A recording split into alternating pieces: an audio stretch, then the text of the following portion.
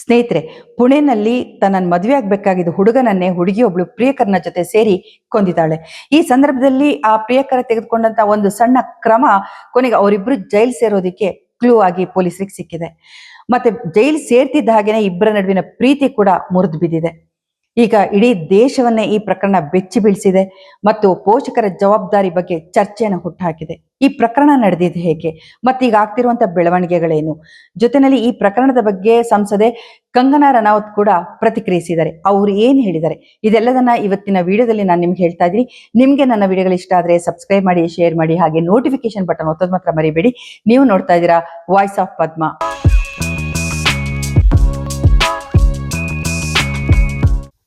ನಮಸ್ಕಾರ, ನಾನು ಪದ್ಮಾ ಶಿವಮೊಗ್ಗ. ಸ್ನೇಹಿತರೆ, ನಿಮ್ಗೆ ಕೆಲವು ತಿಂಗಳ ಹಿಂದೆ ಒಂದು ಪ್ರಕರಣ ನಡೆದಿದ್ದು ನಿಮ್ಗೆ ನೆನಪಿರ್ಬೋದು. ಸೋನಂ ರಘುವಂಶಿ ಅನ್ನುವಂತ ಹುಡುಗಿ ಮದುವೆ ಆದ ಕೆಲವೇ ದಿನದಲ್ಲಿ ಹನಿಮೂನ್ಗೆ ಅಂತ ಕರ್ಕೊಂಡು ಹೋಗಿ ಗಂಡನನ್ನ ಪ್ರಿಯಕರನ ಜೊತೆ ಸೇರಿ ಕೊಂದಿರ್ತಾಳೆ. ಇದು ಇಡೀ ದೇಶವನ್ನೇ ಬೆಚ್ಚಿ ಬೀಳಿಸಿತ್ತು. ಹುಡುಗರಿಗೂ ಕೂಡ ಒಂದು ರೀತಿನಲ್ಲಿ ಮದುವೆ ಆಗೋಕೆ ಭಯವನ್ನ ಹುಟ್ಟುಹಾಕಿದೆ. ಈಗ ಅಂಥದ್ದೇ ಮತ್ತೊಂದು ಪ್ರಕರಣ ಪುಣೆನಲ್ಲಿ ವರದಿಯಾಗಿದೆ. ಆದ್ರೆ ಪುಣೆಯ ಪ್ರಕರಣದಲ್ಲಿ ಒಂದೇ ವ್ಯತ್ಯಾಸ ಏನು ಅಂತಂದ್ರೆ, ಮದುವೆಗೆ ಮೊದಲೇ ಅವಳು ತನ್ನ ಮದುವೆ ಆಗಬೇಕಾಗಿದ್ದ ಹುಡುಗನನ್ನ ಪ್ರಿಯಕರನ ಜೊತೆ ಸೇರಿ ಕೊಂದಿದ್ದಾಳೆ. ಕೇತನ್ ಅಗರ್ವಾಲ್ 26 ವರ್ಷದ ಹುಡುಗ ಅಮೆರಿಕದ ಬೋಸ್ಟನ್ ಯೂನಿವರ್ಸಿಟಿನಲ್ಲಿ MBA ಸ್ನಾತಕೋತ್ತರ ಪದವಿಯನ್ನ ಮಾಡಿ ಹಿಂದಿರುಗಿರ್ತಾನೆ. ಪುಣೆನಲ್ಲಿ ಅವರ ತಂದೆ ರಿಯಲ್ ಎಸ್ಟೇಟ್ ಬಿಸ್ನೆಸ್ ಅನ್ನ ಮಾಡ್ತಿರ್ತಾರೆ. ದೊಡ್ಡ ಕಂಪನಿ, ತುಂಬಾ ಹೆಸರು ಮಾಡಿದಂತ ಒಂದು ಕಂಪನಿ. ಅವರ ಕುಟುಂಬದಲ್ಲಿ ಎಲ್ಲರೂ ಕೂಡ ಮೊದಲಿನಿಂದ ಈ ರಿಯಲ್ ಎಸ್ಟೇಟ್ ಬಿಸ್ನೆಸ್ ಅನ್ನ ಮಾಡ್ಕೊಂಡು ಬಂದಂತವ್ರು, ಆಗರ್ಭ ಶ್ರೀಮಂತರು. ತಂದೆಗೆ ಸಹಾಯ ಮಾಡೋದಿಕ್ಕೆ ಕೇತನ್ ಮುಂದಾಗ್ತಾನೆ. ಜೊತೆಯಲ್ಲಿ ಆ ಕಂಪನಿಯ ಡೈರೆಕ್ಟರ್ ಕೂಡ ಆಗ್ತಾನೆ. ಕಂಪನಿಯನ್ನು ಯಶಸ್ವಿಯಾಗಿ ಮುನ್ನಡೆಸ್ಕೊಂಡು ಹೋಗಿರ್ತಾನೆ. ಬಹಳ ಬುದ್ಧಿವಂತ ಹುಡುಗ. ಕೊನೆಗೆ ಮನೆಯವರು ಅವನನ್ನ ಮದುವೆ ಮಾಡ್ಬೇಕು ಅಂತ ನಿರ್ಧಾರ ಮಾಡಿ ಹೆಣ್ಣನ್ನು ಹುಡುಕೋದಿಕ್ಕೆ ಶುರು ಮಾಡಿದಾಗ ಅವರಿಗೆ ಸಿಕ್ಕಂತ ಹುಡುಗಿಯೇ ಸಿಯಾ ಗೋಯಲ್.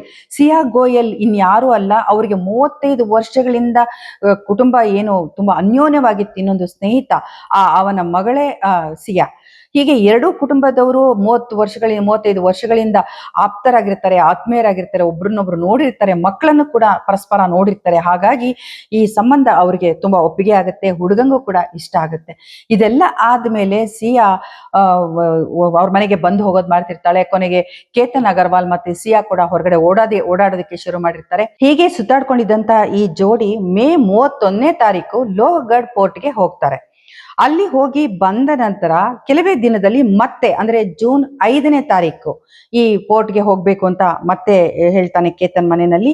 ಆದ್ರೆ ಮನೆಯಲ್ಲಿ ಎಲ್ಲರೂ ವಿರೋಧ ಮಾಡ್ತಾರೆ. ಯಾಕೆ ಪದೇ ಪದೇ ಹೋಗ್ಬೇಕು ಅಂತಿದ್ದೀರಾ ಅಂತ. ಯಾಕಂದ್ರೆ ಮಾರನೇ ದಿನ ಅವರು ಬಾಲಿಗೆ ಪ್ರೀ ವೆಡ್ಡಿಂಗ್ ಶೂಟ್ಗೆ ಹೋಗೋರು ಇರ್ತಾರೆ. ಅಷ್ಟೇ ಅಲ್ಲ, ಮೊನ್ನೆ ಇನ್ನೂ ಹೋಗಿ ಬಂದಿದ್ದೀರಾ ನೀವು ಲೋಹಗಡ್ಗೆ, ಮತ್ತೆ ಯಾಕೆ ಹೋಗ್ಬೇಕು, ಬೇಡ ಅಂತ ಅವ್ರಮ್ಮ ಜೋರಾಗಿ ವಿರೋಧಿಸಿದಾಗ ಕೊನೆಗೆ ಅದು ಕ್ಯಾನ್ಸಲ್ ಆಗುತ್ತೆ. ತುಂಬಾ ಹಠ ಮಾಡಿರ್ತಾನೆ ಅವನು. ಆದ್ರೂ ಕೂಡ ಅದು ಆಗೋದಿಲ್ಲ. ಅದಾದ್ಮೇಲೆ 6ನೇ ತಾರೀಕು ಬಾಲಿಗೆ ಹೊರಡ್ತಾರೆ. ಬಾಲಿಗೆ ಯಾರ್ಯಾರು ಹೊರಡ್ತಾರೆ?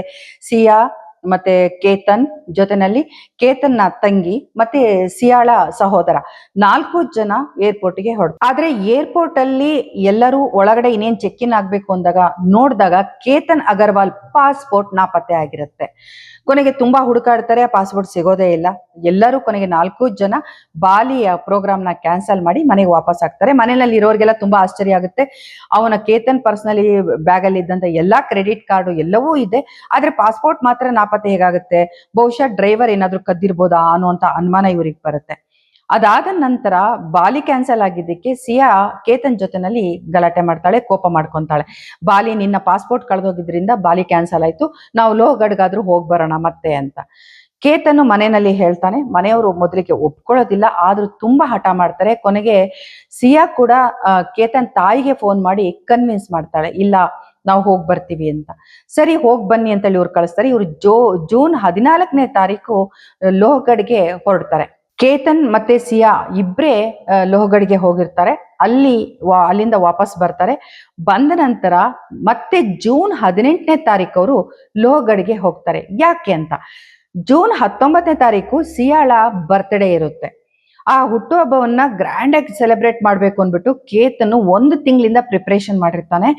ಮಹಾಬಲೇಶ್ವರಕ್ಕೆ ಎಲ್ಲ ಫ್ಯಾಮಿಲಿ ಸಮೇತ 2 ಫ್ಯಾಮಿಲಿಯವ್ರು ಹೋಗ್ಬೇಕು.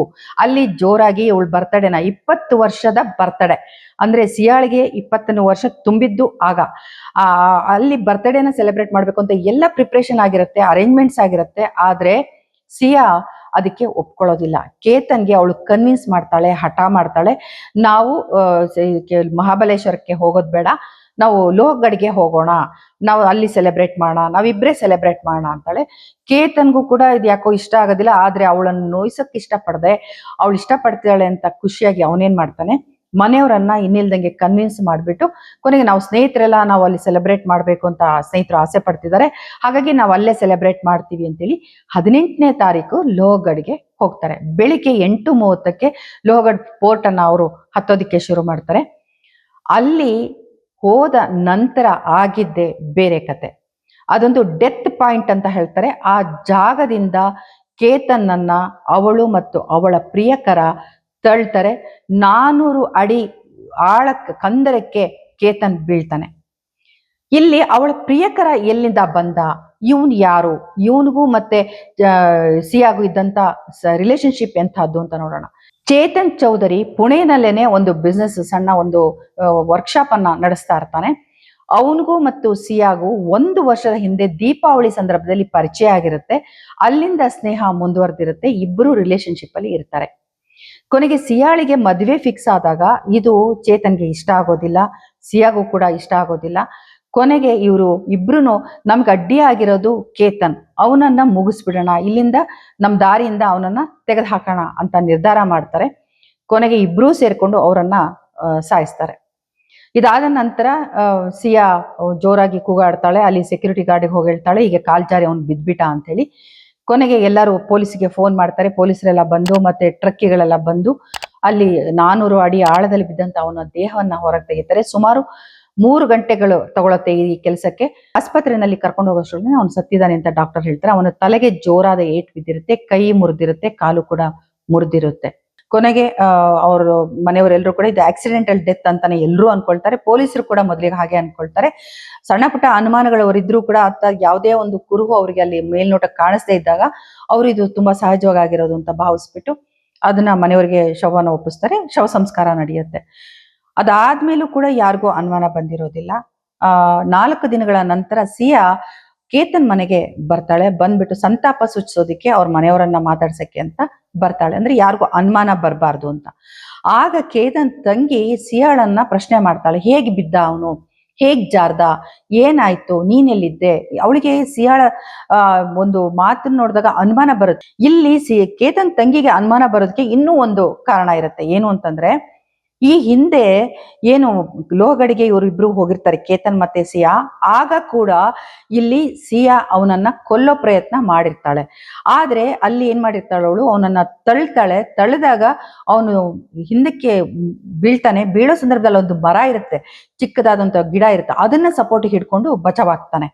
ಕೊನೆಗೆ ಯಾಕೆ ಹಿಂಗ್ ತಳ್ದೆ ಅಂತ ಕೇಳಿದಾಗ ಅವಳು, ಅಯ್ಯೋ ಇಲ್ಲ, ಹಾವು ಬಂತು, ನಿನ್ನನ್ನು ಬದುಕ್ಸೋಕ್ಕೋಸ್ಕರ, ಹಾವಿಂದ ನಿನ್ನನ್ನ ಕಾಪಾಡೋಕೆ ನಾನು ತಳ್ದೆ, ನಂಗೆ ಗೊತ್ತಾಗ್ಲಿಲ್ಲ ಅಂತ ಹೇಳ್ತಾಳೆ.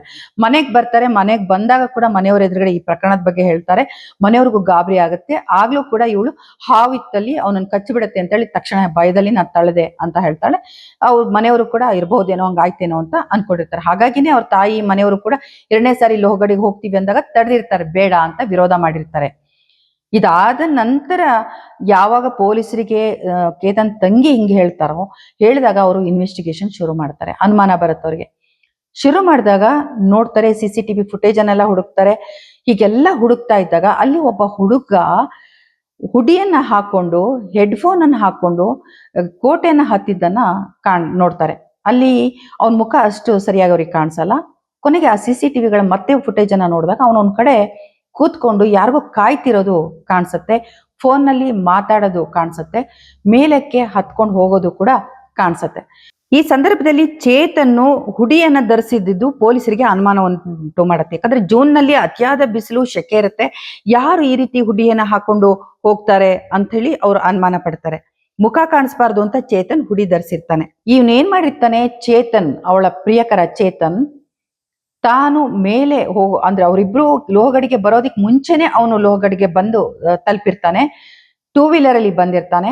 ಅಲ್ಲಿ ಅವ್ರಿಗೋಸ್ಕರ ಕಾಯ್ತಿರ್ತಾನೆ. ಅವರಿಬ್ರು ಬಂದು ಟಿಕೆಟ್ ತಗೊಂಡ್ ಮೇಲೆ ಹೋಗುವಾಗ ಇವನು ಟಿಕೆಟ್ ತಗೊಳ್ದೇನೆ ಮೇಲೆ ಅವರನ್ನ ಹಿಂಬಾಲಿಸಿರ್ತಾನೆ.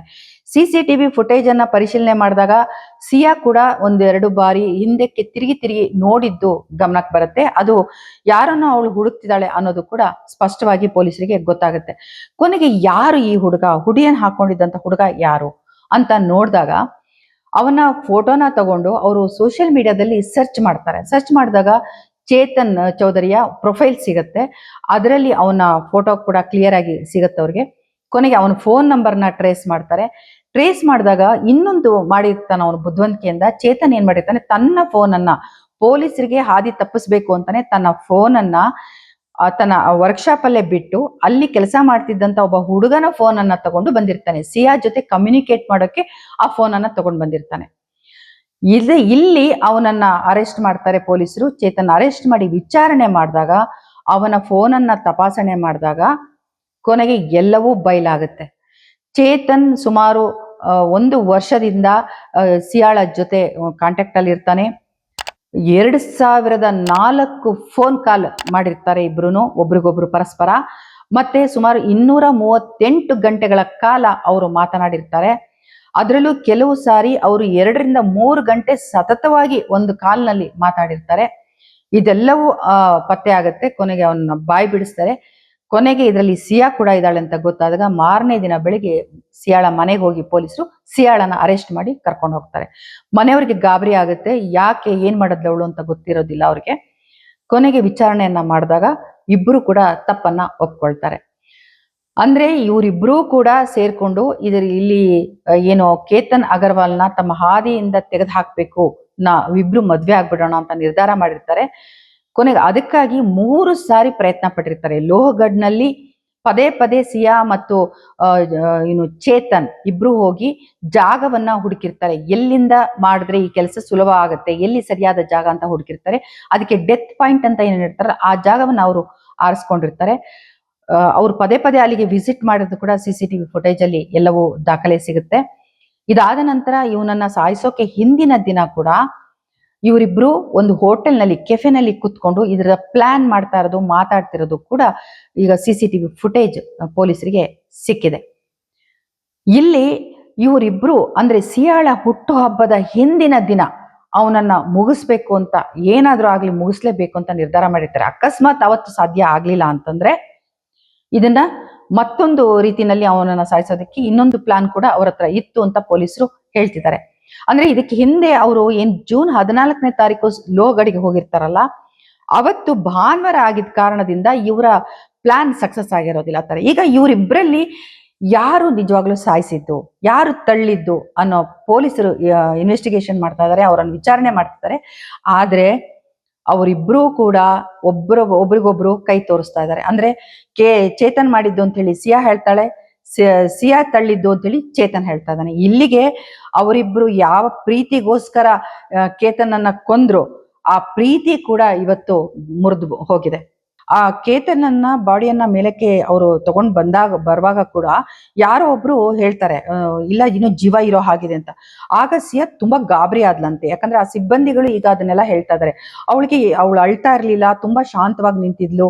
ಮತ್ತೆ ಜೀವ ಇನ್ನೂ ಇರೋ ಹಾಗಿದೆ ಅಂತ ಹೇಳಿದ ತಕ್ಷಣ ಮುಖದಲ್ಲಿ ಗಾಬರಿ ಕಾಣಿಸ್ತು ಅಂತ ಹೇಳ್ತಾರೆ. ಈ ಮನೆಗೆ ತಂದ ನಂತರ ಕೂಡ ಅವಳ ಮುಖ ಬಹಳ ನಿರ್ಲಿಪ್ತವಾಗಿತ್ತು, ಅವಳೇನು ಅಷ್ಟು ದುಃಖಿತಳಾಗಿರ್ಲಿಲ್ಲ ಅಂತ ಮನೆಯವರು ಕೂಡ ಹೇಳ್ತಿದ್ದಾರೆ. ಇಷ್ಟಲ್ಲದೆ ಅವನ ಸತ್ತ ನಂತರ ಹುಟ್ಟುಹಬ್ಬದ ದಿನ ಸಿಯಾ ಸೋಷಿಯಲ್ ಮೀಡಿಯಾದಲ್ಲಿ ಒಂದು ಸ್ಟೇಟಸ್ ಅನ್ನು ಹಾಕ್ತಾಳೆ. ನೀನು ಯಾಕೆ ಹೀಗ್ ಮಾಡ್ದೆ, ಯಾಕೆ ನನ್ನನ್ನ ಬಿಟ್ಟು ಹೋದೆ ಕೇತನ್, ನನ್ನ ಹುಟ್ಟುಹಬ್ಬದ ದಿನನೇ ನೀನು ನನ್ನನ್ನು ಬಿಟ್ಟು ಹೋಗಿದ್ಯಲ್ಲ, ಈ ನೋವನ್ನು ಹೇಗ್ ತಡ್ಕೊಳ್ಳಿ ಅಂತ ಹೇಳಿ ಈ ರೀತಿ ಒಂದು ನಾಟಕವಾಡಿ ಅವಳು ಒಂದು ಸ್ಟೇಟಸ್ ಅನ್ನು ಕೂಡ ಹಾಕಿದಾಳೆ. ಬಾಲಿಗೆ ಹೊರಟಿದ್ದಾಗ ಏರ್ಪೋರ್ಟ್ ಅಲ್ಲಿ ಪಾಸ್ಪೋರ್ಟ್ ಹೇಗೆ ಕಳ್ತನ ಆಯ್ತು ಅಂತ ನೋಡುವಾಗ ಇದು ಸಿಯಾ ಮಾಡಿರ್ತಾಳೆ. ಅಂದ್ರೆ ಎಲ್ಲರ ಪಾಸ್ಪೋರ್ಟ್ ಅನ್ನ ಒಂದೇ ಒಂದು ಪೌಚ್ ಅಲ್ಲಿ ಇಟ್ಟಿರ್ತಾರೆ. ಕೊನೆಗೆ ಮಧ್ಯದಲ್ಲಿ ಅವರು ದಾರಿನಲ್ಲಿ ಊಟಕ್ಕೆ ಅಂತ ಕಾರಿಂದ ಇಳಿದಾಗ ಎಲ್ಲರೂ ಹೋಟೆಲ್ ನಲ್ಲಿ ಊಟ ಮಾಡ್ತಿದ್ದಾಗ ಸಿಯಾ ನನ್ನ ಫೋನ್ ಕಾರಲ್ಲೇ ಇದೆ, ನಾನು ತಗೊಂಡ್ ಬರ್ತೀನಿ ಅಂತ ಹೋದವಳು ಅಲ್ಲಿ ಕೇತನ್ ಪಾಸ್ಪೋರ್ಟ್ ಅನ್ನ ತಗೊಂಡ್ ಬಂದು ಅದನ್ನ ವಿಮೆನ್ಸ್ ರೆಸ್ಟ್ ರೂಮ್ ಅಲ್ಲಿ ಹರಿದು ಎಲ್ಲದನ್ನು ನಾಶಪಡಿಸಿರ್ತಾಳೆ. ನಮಗೆ ಇಲ್ಲಿ ದೊಡ್ಡ ಪ್ರಶ್ನೆ ಎದುರಾಗೋದು, ಒಂದು ಕೊಲೆ ಮಾಡೋಷ್ಟು ಕ್ರೂರಿ ಆಗಕ್ಕೆ ಹೇಗ್ ಸಾಧ್ಯ ಅಂತ. ಒಬ್ಬ ಯುವಕ ಅವ್ರ ತರನೇ ಒಂದು ಮದುವೆ ಆಗೋ ಕನಸನ್ನ ಕಂಡಿರುವಂತವನು, ತುಂಬಾ ಶ್ರೀಮಂತ, ಜೊತೆನಲ್ಲಿ ಒಳ್ಳೆಯ ಹುಡುಗ, ಬುದ್ಧಿವಂತ, ಅವನನ್ನ ಅನಾಮತ್ತಾಗಿ ಹಾಗೆ ಕೊಲೆ ಮಾಡ್ಬೇಕು ಅಂತ ಇವ್ರಿಗೆ ಯಾಕೆ ಅನಿಸ್ತು? ಈಗ ಸಿಯಾ ಅವಳು ನನ್ಗೆ ಇಷ್ಟ ಇಲ್ಲ ಅಂತ ಹೇಳ್ಬೋದಿತ್ತಲ್ಲ ಅನ್ನೋ ಪ್ರಶ್ನೆ ಕೂಡ ಬರುತ್ತೆ. ಈಗ ಪೊಲೀಸರ ವಿಚಾರಣೆ ಸಂದರ್ಭದಲ್ಲಿ ಸಿಯಾ ಹೇಳ್ತಿರೋದೇನು ಅಂತಂದ್ರೆ, ನಾನು ಕೇತನ್ಗೆ ಹೇಳ್ದೆ ನನಗೆ ಈ ಮದುವೆ ಆಗಕ್ಕೆ ಇಷ್ಟ ಇಲ್ಲ ಅಂತ, ಮದ್ವೆನ ಕ್ಯಾನ್ಸಲ್ ಮಾಡು ಅಂತ ಹೇಳ್ದೆ, ಆದ್ರೆ ಅವನು ಕ್ಯಾನ್ಸಲ್ ಮಾಡ್ಲಿಲ್ಲ, ಅದನ್ನ ಒಪ್ಕೊಳ್ಳಿಲ್ಲ ಅಂತ ಹೇಳ್ತಾನೆ. ಮತ್ತೆ ಮದ್ವೆ ಆಗದೆ ಹೋದ್ರೆ ನೀನ್ ಎಲ್ಲೇ ಇದ್ರು ಕೂಡ ನಿನ್ನನ್ನ ನಮ್ಮ ಮನೆಯವ್ರು ಬಿಡಲ್ಲ, ಯಾಕಂದ್ರೆ ನಮ್ಮ ಮನೆಯವ್ರು ತುಂಬಾ ಪವರ್ಫುಲ್, ತುಂಬಾ ಶ್ರೀಮಂತರು, ದುಡ್ಡಿದೆ, ನಾವೇ ಏನ್ ಬೇಕಾದ್ರೂ ಮಾಡ್ತಾರೆ ಅನ್ನೋ ಮಾತುಗಳನ್ನ ಆಡಿದ್ದ ಅಂತ ಆಕೆ ಹೇಳಿದಾಳಂತೆ. ಇದು ಎಷ್ಟು ಮಟ್ಟಿಗೆ ನಿಜ ಅನ್ನೋದು ಇನ್ನು ಮುಂದೆ ಗೊತ್ತಾಗ್ಬೇಕಷ್ಟೇ. ಆದ್ರೆ ಇಲ್ಲಿ ಅವಳು ತನ್ನ ಪ್ರೀತಿಸಿದ ಹುಡುಗನ ಜೊತೆ ಅವಳಿಗೆ ಮದುವೆ ಆಗಕ್ಕೆ ಇಷ್ಟ ಇಲ್ಲ ಅಂತಿದ್ರೆ ಪ್ರೀತಿಸಿದ ಹುಡುಗನ ಜೊತೆ ಓಡೋಗ್ಬೋದಿತ್ತು, ಬೇರೆ ಎಲ್ಲಾದ್ರೂ ಹೋಗ್ಬಿಡ್ಬೋದಿತ್ತು, ಮನೆಯವ್ರಿಗೆ ಹೇಳ್ಬೋದಿತ್ತು ಅಂತ. ಈಗ ಚೇತನ್ ಹೇಳೋದೇನು ಅಂತಂದ್ರೆ, ಅವಳಿಗೆ ಮನೆ ಮರ್ಯಾದೆ ಹೋಗುತ್ತೆ ಅನ್ನೋ ಭಯ ಇತ್ತು, ನಾವಿಬ್ರು ಮದುವೆ ಮಾಡ್ಕೊಂಡ್ಬಿಡೋಣ ಹೋಗಿ ಅಂತಂದ್ರೆ ಅದಕ್ಕೆ ಅವಳು ಒಪ್ಕೊಳ್ಳಿಲ್ಲ, ಮನೆ ಮರ್ಯಾದೆ ಹೋಗುತ್ತೆ ಅಂತ ಹೇಳಿದ್ಲು ಅಂತ ಚೇತನ್ ಹೇಳ್ತಾ ಇದ್ದಾನೆ. ಇದ್ರ ಜೊತೆನಲ್ಲಿ ಇನ್ನೊಂದು ವಿಚಾರ ಏನ್ ಬರ್ತಾ ಇದೆ ಅಂದ್ರೆ, ಇವರಿಬ್ರು ಸಿಯಾಳ ಮನೆಯವ್ರ ಹತ್ರ ತಾವು ಪ್ರೀತಿಸ್ತಿರೋ ವಿಚಾರನ ಹೇಳಿದ್ದಾರೆ, ತಾವು ಮದ್ವೆ ಆಗ್ಬೇಕು ಅಂತ ಬಯಸಿರೋದಾಗಿ ಕೂಡ ಹೇಳಿದ್ದಾರೆ. ಆದ್ರೆ ಸಿಯಾಳ ಅಪ್ಪ ಅಮ್ಮ ಇದಕ್ಕೆ ಒಪ್ಕೊಂಡಿಲ್ಲ. ಯಾಕಂದ್ರೆ ಚೇತನ್ ಅಷ್ಟೊಂದು ಶ್ರೀಮಂತ ಅಲ್ಲ, ಅವನೇನೋ ಒಂದು ಸಣ್ಣ ವರ್ಕ್ಶಾಪ್ ಅನ್ನು ಇಟ್ಕೊಂಡಿದ್ದಾನೆ ಅನ್ನೋದು ಕೂಡ ಕಾರಣ. ಕೇತನ್ ತುಂಬಾ ದೊಡ್ಡ ಶ್ರೀಮಂತರು, ಒಳ್ಳೆಯ ಕುಟುಂಬ ಅನ್ನೋದು, ಒಬ್ನೇ ಮಗ ಅನ್ನೋದು ಕೂಡ ಒಂದು ಕಾರಣ ಅಂತ ಹೇಳಲಾಗ್ತಿದೆ. ಈಗ ಕೇತನ್ ಅಪ್ಪ ಅಮ್ಮ ಕೂಡ ಇದು ಆರೋಪಿಸ್ತಾ ಇದ್ದಾರೆ, ಈ ಸಿಯಾಳ ಅಪ್ಪ ಅಮ್ಮಂಗೆ, ಮನೆಯವ್ರಿಗೆ ಎಲ್ರಿಗೂ ಕೂಡ ಅವಳು ಬೇರೆಯವ್ರನ್ನ ಲವ್ ಮಾಡ್ತಿದ್ದಾಳೆ ಅನ್ನೋ ವಿಚಾರ ಗೊತ್ತಿತ್ತು, ಆದ್ರೆ ನಮ್ಮಿಂದ ಮುಚ್ಚಿಟ್ರು ಅಂತ. ಆಮೇಲೆ ಸಿಯಾಳ ಒಂದು ಲೈಫ್ ಸ್ಟೈಲ್ ಬಗ್ಗೆ ಕೂಡ ಈಗ ಹಲವು ಮಾತುಗಳು ಕೇಳಿ ಬರ್ತದೆ. ಅವಳು ತುಂಬಾ ಬಿಂದಾಸ್ ಆಗಿದ್ಲು, ಮತ್ತೆ ಬೇರೆ ಬೇರೆ ಅಭ್ಯಾಸಗಳು ಅವಳಿಗಿತ್ತು, ಕೆಟ್ಟ ಚಟಗಳಿತ್ತು ಅಂತ ಕೂಡ ಹೇಳ್ತಿದ್ರೆ, ಅದು ಎಷ್ಟರ ಮಟ್ಟಿಗೆ ನಿಜ ಅನ್ನೋದು ಮುಂದಿನ ದಿನಗಳಲ್ಲಿ ಗೊತ್ತಾಗ್ಬೇಕಾಗಿದೆ. ಒಟ್ಟಾರೆಯಾಗಿ ಈಗ ಒಂದು ಮನೆಯವರು ತಮ್ಮ ಮಗಳು ಒಳ್ಳೆ ಮನೆ ಸೇರ್ಲಿ ಅಂತ ಆಸೆ ಪಡೋದು ತಪ್ಪಲ್ಲ, ಆದ್ರೆ ಮಗಳಿಗೆ ಇಷ್ಟ ಇಲ್ಲ ಅಂದಾಗ ಬಲವಂತ ಮಾಡೋದು ಕೂಡ ತುಂಬಾ ದೊಡ್ಡ ತಪ್ಪಾಗುತ್ತೆ. ಇವತ್ತು ನಮ್ಮ ಸಮಾಜದಲ್ಲಿ ನಡೀತಿರೋದನ್ನ ನೋಡಿದಾಗ ತುಂಬಾ ಪ್ರಕರಣಗಳು ಈ ತರದ್ದು ನಡೀತಾ ಇದೆ. ಹುಡುಗಿಗೆ ಯಾವುದೇ ಆಯ್ಕೆಯ ಸ್ವಾತಂತ್ರ್ಯ ಇಲ್ಲದೆ ಇರೋದು ಕೂಡ ಇಂಥ ಒಂದು ಹತ್ಯೆಗಳಿಗೆ, ಪ್ರಕರಣಗಳಿಗೆ ಕಾರಣ ಆಗ್ತಾ ಇದೆ. ಒಂದು ಜೊತೆನಲ್ಲಿ ಈಗ ಕೇತನ್ಗೆ ನಿಜವಾಗ್ಲೂ ವಿಷಯ ಗೊತ್ತಿದ್ದಿದ್ರೆ, ಇವಳಿಗೆ ಮದ್ವೆ ಇಷ್ಟ ಇಲ್ಲ ಅನ್ನೋದಿದ್ರೆ ಅವನು ರಿಜೆಕ್ಟ್ ಮಾಡ್ಬೇಕಿತ್ತು. ಅವಳಿಗೆ ಇಷ್ಟ ಇಲ್ಲದೆ ಇರೋದನ್ನ ಬಲವಂತವಾಗಿ ಅವಳನ್ನ ಮದ್ವೆ ಆಗ್ಬೇಕು ಅಂತ ಅವ್ನು ಬಯಸಬಾರ್ದಿತ್ತು ಅನ್ನೋದು ಕೂಡ ಮುಖ್ಯ ಆಗುತ್ತೆ. ಮತ್ತೆ ಸಿಯಾಳಿಗೆ ಕೇತನ್ನು ಒಂದು ವಿಗ್ ಅನ್ನ ಹಾಕೊಳ್ತಿದ್ದ ಅನ್ನೋದು ಇಷ್ಟ ಇರಲಿಲ್ಲ ಅಂತ ಕೂಡ ಅವಳ ಸಹೋದರ ಈಗ ಹೇಳ್ತಿದ್ದಾನೆ. ಅದು ಒಂದೇ ಮುಖ್ಯವಾದ ಕಾರಣ ಅಂತ ಅನ್ಸಲ್ಲ, ಅಂದ್ರೆ ಕೊಲೆ ಮಾಡೋದಿಕ್ಕೆ ಅದು ಕಾರಣ ಅನ್ಸಲ್ಲ. ಇಲ್ಲಿ ಸ್ಪಷ್ಟವಾಗಿದೆ ಅವಳು ಬೇರೊಬ್ಬರನ್ನ ಪ್ರೀತಿಸ್ತಿದ್ಲು ಅನ್ನೋದು. ಈಗ ಪೋಷಕರು ಮಕ್ಕಳನ್ನ ಸರಿಯಾಗಿ ಬೆಳೆಸ್ತಿಲ್ಲ ಅನ್ನೋಂಥ ಒಂದು ದೊಡ್ಡ ಚರ್ಚೆ ಕೂಡ ನಡೀತಾ ಇದೆ. ಆದ್ರೆ ಇದು ಎಷ್ಟರ ಮಟ್ಟಿಗೆ ಸಾಧ್ಯ ಆಗುತ್ತೆ ಇವತ್ತಿನ ಒಂದು ಪರಿಸರದಲ್ಲಿ? ಅಂದ್ರೆ ಇವತ್ತು ಏನು ಸೋಷಿಯಲ್ ಮೀಡಿಯಾ ಇರ್ಬೋದು, ಮತ್ತೆ ಒಂದು ಸಾರ್ವಜನಿಕ ಸಂಪರ್ಕ ಇರ್ಬೋದು, ಸ್ನೇಹಿತರ ಬಳಗ ಇರ್ಬೋದು, ಎಷ್ಟು ಮುಂದುವರೆದಿದೆ ಅಂತಂದ್ರೆ, ಇಲ್ಲಿ ಪೋಷಕರಿಗೆ ಮಕ್ಕಳು ಹಿಡಿತಕ್ಕೆ ಸಿಗ್ತಾ ಇಲ್ಲ, ಅಥವಾ ಪೋಷಕರ ಮಾತನ್ನ ಕೇಳುವ ಸ್ಥಿತಿನಲ್ಲಿ ಮಕ್ಕಳು ಇಲ್ಲ. ಹೀಗಿದ್ದಾಗ ಅವರು ಎಷ್ಟು ಮಟ್ಟಿಗೆ ಮಕ್ಕಳನ್ನ ನಿರ್ಬಂಧಿಸೋದಿಕ್ಕೆ ಸಾಧ್ಯ? ಇದು ಕೂಡ ನಮ್ಮ ಮುಂದೆ ಇರುವಂತ ಪ್ರಶ್ನೆ. ಇದು ದೊಡ್ಡ ಚರ್ಚೆನ ಹುಟ್ಟಾಕಿದೆ. ಈಗ ಕಂಗನಾ ರನಾವತ್ ಕೂಡ ಇದ್ರ ಬಗ್ಗೆ ಪ್ರತಿಕ್ರಿಯಿಸಿದ್ದಾರೆ. ಇಲ್ಲಿ ಪೋಷಕರನ್ನ ದೂರೋದು ಸರಿಯಲ್ಲ, ನಾವು ಮಕ್ಕಳಿಗೆ ಇವತ್ತು ತುಂಬಾ ಎಕ್ಸ್ಪೋಜರ್ ಜಾಸ್ತಿ ಆಗಿದೆ, ಹಾಗಾಗಿ ಅವರು ಸ್ವತಂತ್ರವಾಗಿ ತಮ್ಮ ಜೀವನವನ್ನ ನಿರ್ಧಾರ ಮಾಡಕ್ಕೆ ಮುಂದಾಗ್ತಿದ್ದಾರೆ, ಇದು ಇಲ್ಲಿ ಆಗ್ತಿರೋಂಥದ್ದು. ಹಾಗಾಗಿ ಪೋಷಕರ ಮೇಲೆ ಈ ಹೊಣೆನ ಹಾಕೋದು ಸರಿಯಲ್ಲ ಅಂತ ಕಂಗನಾ ರನಾವತ್ ಹೇಳಿದ್ದಾರೆ. ಇಷ್ಟೆಲ್ಲ ಆದ ನಂತರ ಸಿಯಾಳ ಅಪ್ಪ ಆಸ್ಪತ್ರೆಗೆ ದಾಖಲಾಗಿದ್ದಾರೆ. ಅನಾರೋಗ್ಯ ಅವ್ರಿಗೆ ಕಾಣಿಸ್ಕೊಂಡಿದೆ ದಿಢೀರ್ ಅಂತ ಹೇಳಿ. ಕೊನೆಗೆ ಅಪ್ಪ ಅಮ್ಮ ಇಬ್ರು ಕೂಡ ಹೇಳಿದಾರೆ, ಅಂದ್ರೆ ಕೇತನ್ ನಮ್ಗೆ ನಮ್ಮ ಮಗನೂ ಕೂಡ ಅಂತ ಪ್ರೀತಿ ತೋರಿಸಿಲ್ಲ, ಅಂತ ಪ್ರೀತಿಯನ್ನ ನಮ್ಗೆ ಅವ್ನು ಕೊಟ್ಟಿದ್ದಾನೆ, ಅವನಿಗೆ ಹೀಗಾಗ್ಬಾರ್ದಿತ್ತು, ಅವ್ನ ಜೀವನ ತೆಗಿಬಾರ್ದಿತ್ತು, ಈ ಯಾರೇ ಮಾಡಿದ್ರು ಈ ಕೆಲಸನ ಅವ್ರಿಗೆ ಕಠಿಣವಾದ ಶಿಕ್ಷೆ ಆಗ್ಬೇಕು, ಅದು ನನ್ನ ಮಗಳೇ ಮಾಡಿದ್ರು ಕೂಡ ಗಲ್ ಶಿಕ್ಷೆ ಆಗ್ಲಿ ಅಂತ ಹೇಳ್ತಾರೆ. ಈ ಕ್ಷಣಕ್ಕೆ ಅವ್ರಿಗೆ ನೋವಾಗುತ್ತೆ, ಅವ್ರಿಗೆ ಬೇರೆ ದಾರಿ ಕೂಡ ಇಲ್ಲ, ಅದನ್ನ ಹೇಳಲೇಬೇಕಾಗತ್ತೆ. ಇದ್ರ ಹಿಂದೆನೆ ಅವ್ರ ತಾಯಿ ಕೂಡ ಮತ್ತೆ ಹೇಳ್ತಾರೆ, ಇಲ್ಲ ಇಲ್ಲಿ ಯಾರು ಅವಳನ್ನ ಈ ರೀತಿ ಮಾಡೋದಕ್ಕೆ ಪ್ರೇರೇಪಿಸಿದ್ರು ಅವ್ರ ಬಗ್ಗೆ ವಿಚಾರಿಸ್ಬೇಕಲ್ವಾ, ಅವ್ರು ಇದಕ್ಕೆಲ್ಲ ಕಾರಣ ಅಲ್ವಾ, ಇಷ್ಟು ದಿನ ಅವಳು ಎಲ್ಲಾರ ಕಣ್ಣಿಗೆ ಒಳ್ಳೆಯ ಹುಡುಗಿ ಅನ್ಸ್ಕೊಂಡಿದ್ಲು, ಈಗ ದಿಢೀರ್ ಅಂತೇಳಿ ಅವಳು ಎಲ್ಲಾರ ಕಣ್ಣಿಗೆ ಕೆಟ್ಟವಳಾಗ್ಬಿಟ್ಟಿದ್ದಾಳೆ ಅಂತ ಅವ್ರ ಅಮ್ಮ ಹೇಳ್ತಾರೆ. ಹೌದು, ಕೆಟ್ಟವರಾಗೋದು ಯಾವಾಗ? ಒಂದು ಕೆಟ್ಟ ಕೆಲಸ ಮಾಡ್ದಾಗ್ಲೇನೆ. ಅಲ್ಲಿವರೆಗೂ ಅವರೊಳಗಿರುವಂತ ಕೆಟ್ಟ ಗುಣ ಕೂಡ ಜಗತ್ತಿಗೆ ಗೊತ್ತಾಗೇ ಇರೋದಿಲ್ಲ. ಹಾಗಾಗಿ ಇಲ್ಲಿ ಅವ್ರ ತಾಯಿ ಹೇಳೋ ಮಾತನ್ನ ನಾವು ಒಪ್ಪೋದಿಕ್ಕಾಗೋದಿಲ್ಲ. ಈ ಕಡೆ ಕೇತನ್ ತಂದೆ ಕೂಡ ತುಂಬಾ ದುಃಖಿತರಾಗಿದೆ, ಅವ್ರ ಅಮ್ಮ ಕೂಡ ತುಂಬಾ ನೊಂದಿದ್ದಾರೆ. ಅವ್ರು ಹೇಳೋದಷ್ಟೇ, ನನಗೆ ಇಷ್ಟ ಇಲ್ಲ ಅಂತ ಅವಳು ಒಂದು ಮೆಸೇಜ್ ಮಾಡಿದ್ರೆ ಸಾಕಿತ್ತು, ಈ ಮದ್ವೆ ಬೇಡ ಅಂತ ಒಂದ್ ಮಾತು ನನಗೆ ಹೇಳಿದ್ರೆ ಸಾಕಿತ್ತು, ನಾವು ಈ ಮದ್ವೆನ ಕ್ಯಾನ್ಸಲ್ ಮಾಡ್ತಿದ್ವಿ. ಈಗ ನನಗೆ ಸರ್ವಸ್ವನೂ ಆಗಿದ್ದ, ಕೊಯ್ನೂರು ವಜ್ರ ಆಗಿದ್ದ ನನ್ನ ಮಗ ಅಂತ ಒಬ್ಬನೇ ಮಗನನ್ನ ನಾನು ಕಳ್ಕೊಂಡಿದ್ದೀನಿ ಅಂತ ಅವರು ಕೂಡ ತುಂಬಾ ದುಃಖಿತರಾಗಿದ್ದಾರೆ.